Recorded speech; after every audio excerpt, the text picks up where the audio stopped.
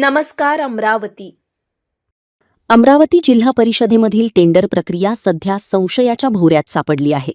18 April 2026 रोजी प्रसिद्ध झालेल्या टेंडर नोटीस क्रमांक 25 आणि 27 संदर्भातील निविदा जवळपास 1 महिना उलटूनही अद्याप उघडण्यात आलेल्या नाहीत.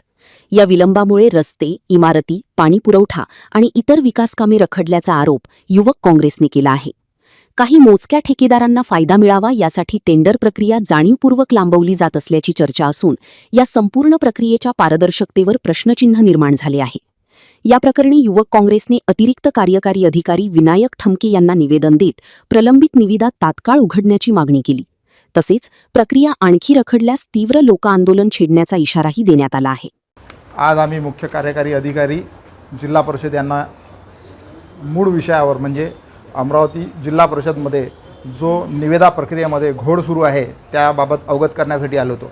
मागील 3 महिन्यापासून पालकमंत्री कार्यालयाच्या आदेशावर येथे टेंडर ओपन झालं नाही.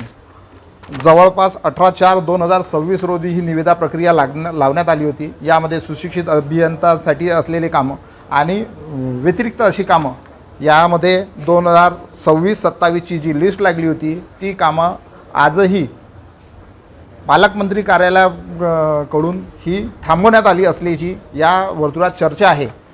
त्यामुळे आम्ही मुख्य कार्यकारी अधिकारी यांना याबद्दल अवगत केलं की आपण ही लिस्ट लवकरात लवकर ओपन करावी आणि कामं ही जी नियोजनातील कामं आहे ही लवकरात लवकर ओपन करावी, जेणेकरून सर्वसामान्यांना जी अडचण होत आहे त्या अडचणीतून त्यांना मुक्तता मिळेल आणि जिल्हा परिषद कार्यालयाच्या अंतर्गत बांधकाम विभागामध्ये जो निविदा प्रक्रियामध्ये वारंवार घोळ निर्माण होतो त्याच्यावरही कुठेतरी चाप बसेल. याकरिता आज आम्ही कार्यकारी अभियंत्यांना भेटलो.